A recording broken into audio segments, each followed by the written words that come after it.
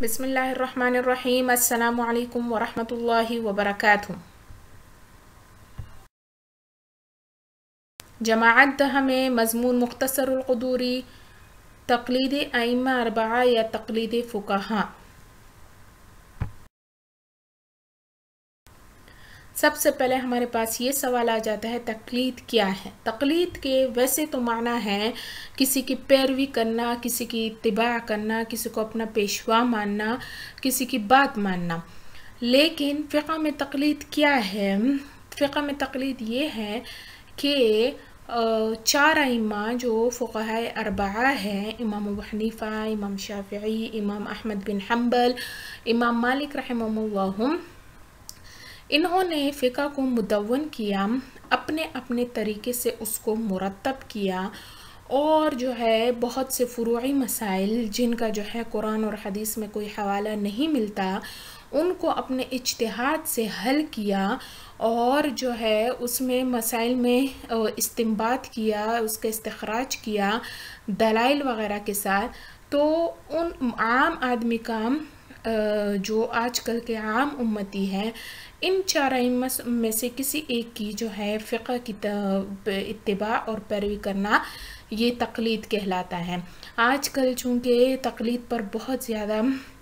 اعتراضات وارد ہوتے ہیں، اس لیے تقلید کے بارے میں جاننا ضروری ہے۔ سوال نمبر 2 یہ ہوتا ہے کہ تقلید کن مسائل میں جائز ہے اور کن میں ناجائز؟ تو اس کے بارے میں یہ جان لیں کہ قرآن و حدیث میں 2 طرح کے مسائل ہیں۔ نمبر 1 عقائد کا باب ہے، جیسے اللہ لا الہ الا ہو، اللہ کے سوا کوئی معبود نہیں، تقدیر پر ایمان، جنت جہنم کو بیان کیا، آخرت کے بارے میں۔ یہ قرآن اور حدیث کا باب بہت آسان ہے، اس میں کسی امام کی تقلید نہیں کی جائے گی۔ یہ غیر مسلم اور مسلم دونوں کے لیے خطاب ہے اور واضح خطاب ہے، یہ بندے کے نظریے کو درست کرنے کے لیے ہے، سب اس کو سمجھتے ہیں، لہٰذا اس میں کسی کی تقلید نہیں کی جائے گی۔ اسی طرح اسی باب سے جو ہے متعلق قرآن و حدیث میں وعظ و نصیحت کا باب ہے، جس میں ہمیں عذاب و جہنم سے ڈرایا جاتا ہے، جنت اور ثواب کے وعدے ہوتے ہیں، پچھلے امتوں کا تذکرہ ہوتا ہے، ان کے واقعات ہوتے ہیں، ان کے بارے میں تذکرہ ہوتا ہے۔ اس میں بھی کسی کی تقلید نہیں کی جائے گی۔ پس ثابت ہوا کہ قرآن میں جو عقائد کا باب ہے اور یہ جو نظریاتی اصلاح کا باب ہے، یہ سب کے لیے ہیں، اس میں کسی کی تقلید نہیں کی جائے گی۔ قرآن و حدیث کا جو دوسرا باب ہے، اس کا تعلق جو ہے عملی زندگی سے ہے، کہ ایک مسلمان یا غیر مسلم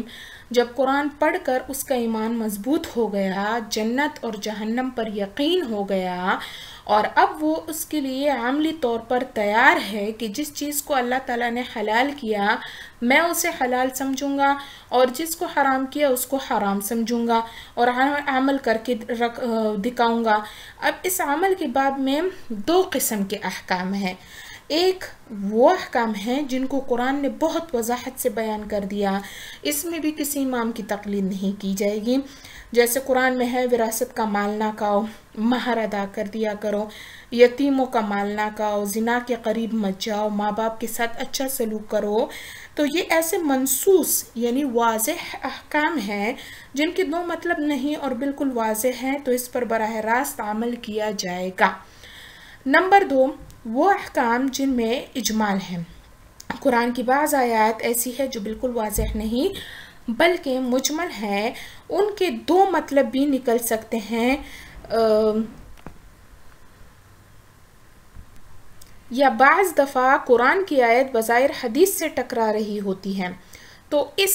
ایسے مسائل میں تقلید جائز ہے۔ اسی طرح حدیث میں بھی بعض ایسے مسائل ہوتے ہیں اور احکامات ہوتے ہیں جو بالکل وضاحت سے بیان ہوتے ہیں، اس میں بھی فقہاء کا اختلاف نہیں ہوتا بلکہ بالکل واضح اور صریح الدلالہ ہوتی ہے، اس میں بھی تقلید کی ضرورت نہیں۔ لیکن حدیث میں بعض احکام آپس میں ٹکراتے ہیں، کبھی تو معنی کے اعتبار سے، کبھی حکم کے اعتبار سے، تو اب کس کو حدیث کو ترجیح دینی ہے، کس پر عمل کرنا ہے، کون سی حدیث پہلے کی ہے، کون سی بعد کی ہے، کون سی ناسخ ہے، کون سی منسوخ ہے، کون سی صحیح ہے، کون سی ضعیف، تو یہ کام مجتہدین کا ہے، عام آدمی کا نہیں، چونکہ یہ احادیث صریح الدلالہ نہیں ہوتے، یعنی واضح دلالت نہیں کر رہے ہوتے، اس لیے اس میں فقہاء کا بھی اختلاف ہو جاتا ہے۔ ان کا اختلاف ہونا اس بات کی دلیل ہے کہ یہ احکام صراحتاً قرآن و حدیث میں موجود نہیں، بلکہ وہ اپنے اجتہاد سے یہ احکام مستنبط کر رہے ہیں، اور کچھ احکام تو سرے سے احادیث میں بھی موجود نہیں ہوتے، بلکہ فقہاء محض اپنے اجتہاد سے اس کا استنباط اور استخراج کرتے ہیں۔ تو ایسی صورت میں عام آدمی کی یہ ذمہ داری ہے کہ ان احکام میں وہ کسی ایک امام کی تقلید کرے اور باقیوں کو برحق سمجھے۔ ان مسائل میں کسی عام آدمی کا یہ کہنا کہ میں براہ راست قرآن و حدیث پر عمل کروں گا تو یہ ایک جاہلانہ دعویٰ ہے، کیونکہ آج کل اس طرح کا اجتہاد ممکن نہیں، لہٰذا جن فروعی مسائل میں اجتہاد ہو چکا اور جو حل ہو چکے ہیں ان میں تقلید ہی بہتر ہے۔ تقلید نہ کرنے کی صورت میں امت میں مزید اختلاف و فساد پھیلے گا، کیونکہ اب بھی کوئی ان مسائل کو پھر صحیح طور پر حل کرنے کی صلاحیت نہیں رکھتے۔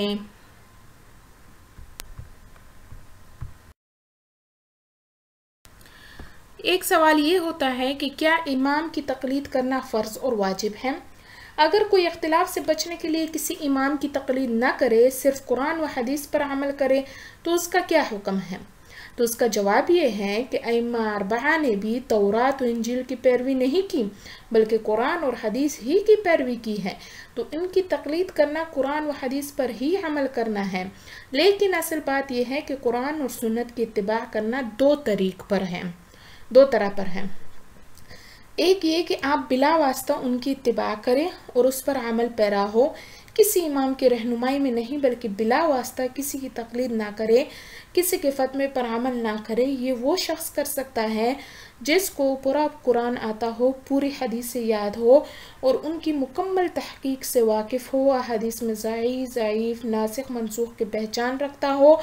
اور احادیث بھی عربی میں جانتا ہو تاکہ اس کے ترجمہ اور فہم پر مکمل عبور پا سکیں۔ تو ایسا شخص مجتہد کہلاتا ہے، وہ براہ راست قرآن و حدیث پر عمل کر سکتا ہے، وہ کسی کی تقلید نہ کریں، بلکہ اس کے لیے تقلید جائز نہیں ہے۔ لیکن عام آدمی کے لیے عافیت اسی میں ہے کہ وہ تقلید کرے اور اپنی ناواقفیت کا اعتراف کرے، کیونکہ آج کل اس طرح کے علوم حاصل ہونا تقریباً ناممکن ہے جس کے ذریعے مکمل دین کے مسائل میں اجتہاد کیا جائے۔ خلاصہ یہ کہ تقلید کرنے والے بھی قرآن و سنت ہی کی اتباع کرتے ہیں، وہ اس امام کے متبع نہیں ہوتے کہ بس جو وہ کہے وہ درست ہے، اگرچہ قرآن و سنت کے خلاف ہی کیوں نہ ہو، اور کیونکہ وہ امام خود قرآن و سنت کی اتباع کرنے والے ہوتے ہیں۔ البتہ اتنا ہے کہ وہ براہ راست قرآن و حدیث کی اتباع کرنے والے تھے، کیونکہ ان کو علوم قرآن اور علوم حدیث پر مکمل عبور حاصل تھا، ہر آیت کی تحقیق اور ہر حدیث کی وضاحت کہ آیا حدیث صحیح ہے یا نہیں ان کو معلوم تھی، وہ مجتہد تھے، اور ہر عام و خاص کو اس طرح کا علم حاصل ہونا ممکن نہیں، اور آج کل تو ویسے ہی اجتہاد کا دروازہ بند ہے، لہٰذا جو اس طرح کا علم نہیں رکھتا وہ قرآن و حدیث پر براہ راست مکمل طور پر عمل کرنے کی بھی صلاحیت نہیں رکھتا، نہ ہی مسائل کے استنباط و استخراج پر قدرت رکھتا ہے۔ لہٰذا اگر وہ قرآن و سنت پر مکمل طور پر عمل پیرا ہونا چاہتا ہے تو اس کو ایسے امام کی تقلید لازمی کرنی ہوگی جو ایسے کمالات اور صلاحیت کا حامل تھا، اسی وجہ سے ہم امام کی تقلید کرنے کے قائل ہیں۔ ایک اور اعتراض اور سوال یہ ہوتا ہے کہ اگر تمام ہی جو ہے ائمہ برحق ہے تو پھر صرف ایک ہی امام کی تقلید کیوں ضروری ہے؟ بیک وقت سب کی تقلید بھی جائز ہونی چاہیے تھی۔ تو اس کا جواب یہ ہے کہ ایک ہی امام کی تقلید کی جائے ایک وقت میں، یعنی اگر آپ 10 مسئلوں میں حنفی مسلک کی تقلید کرتے ہیں تو پھر 11ویں مسئلے میں بھی شوافع کی تقلید نہیں کریں گے، بلکہ 11ویں مسئلے میں بھی آپ فقہ حنفی ہی کو لیں گے۔ یہ اس لیے کہا جاتا ہے تاکہ فساد نہ ہو، کیونکہ اگر ہم اجازت عامہ رکھیں کہ حنفی مذہب بھی صحیح ہے، شافعی بھی، جس کی چاہے تقلید کرو، تو وہ کیسے فیصلہ کرے گا کہ اس کا خون نکلا حنفی مذہب کے مطابق اس کا وضو ٹوٹ گیا، کیونکہ امام ابو حنیفہ کے نزدیک جو ہے کیا ہے، خون نکلنے سے جو ہے کیا ہے، وضو ٹوٹ جاتا ہے، تو وہ کہے گا کہ امام شافعی کے ہاں خون بہہ کر نکلنے سے وضو نہیں ٹوٹتا، لہٰذا میں وضو نہیں کرتا۔ تو اس سے دین کا تماشا بن جائے گا۔ اب ایک اور مثال، جیسے کسی نے جبراً بیوی کو طلاق دلوا دی گئی کسی سے، یعنی اس کو مجبور کیا گیا کہ تم اپنی بیوی کو طلاق دو، اور اس نے طلاق کا لفظ کہہ دی، تو حنفی مسلک میں طلاق ہو گئی۔ اب اگر یہ شخص یہ کہے کہ نہیں، شافعی مسلک میں جبراً طلاق واقع نہیں ہوتی، اس مسئلے میں میں ان کا قول لوں گا، تو یہ نفس پرستی ہے کہ جب چاہا شافعی بن گئے، جب شافعی مسلک میں فائدہ دکھا، اور جب حنفی مسلک میں فائدہ دکھا تو حنفی بن گئے۔ اس وجہ سے ایک وقت میں ایک ہی امام کی تقلید جائز ہے اور کسی اور کی امام کی تقلید جائز نہیں، اگرچہ برحق سب ہے، کیونکہ ہر وہ کام جس کے کرنے سے امت میں فساد پھیلتا ہو اور خواہشات اور نفس پرستی کا دروازہ کھلتا ہو، اس کو روکنا ضروری ہے، اگرچہ کہیں بھی اس کی کوئی الگ سے دلیل موجود نہ ہو کہ یہ نہ کیا جائے، بس اس کے لیے یہی دلیل کافی ہے کہ اس کام کے کرنے سے امت میں فساد پھیل رہا ہے۔ اب ائمہ اربعہ یا فقہاء اربعہ کون کون سے ہیں اور ان کے درجات کیا ہے؟ تو سب سے پہلے جو ہے امام ابو حنیفہ رحمۃ اللہ علیہ ہے، پھر امام مالک رحمۃ اللہ علیہ ہے، پھر امام شافعی رحمۃ اللہ علیہ ہے، پھر امام احمد بن حنبل۔ یہ جو ہے ان کے عمر کے لحاظ سے بھی یہی ترتیب ہے اور مرتبے کے لحاظ سے بھی۔ آج کل دنیا میں اہل سنہ والجماعہ کے تقریباً 30% لوگ جو ہے امام شافعی کی تقلید کرتے ہیں، 17% لوگ امام مالک کے، 2% امام احمد بن حنبل کے، اور 1% غیر مقلدین ہیں، یعنی وہ کسی کی تقلید نہیں کرتے۔ اور دنیا میں سب سے زیادہ تقلید جو ہے امام ابو حنیفہ کی گئی ہے اور کی جا رہی ہے۔ آج بھی دنیا میں 50% مسلمان امام ابو حنیفہ کے مقلد ہیں۔ یہ بڑی سعادت کی بات ہے اور یہ ان کے راہ حق پر ہونے کی واضح دلیل ہے، کیونکہ آپ صلی اللہ علیہ وآلہ وسلم کا ارشاد ہے کہ میری امت گمراہی پر جمع نہیں ہو سکتی، تو دنیا کے آدھے مسلمان گمراہ ہو اور جہنمی ہو، یہ کیسے ممکن ہے؟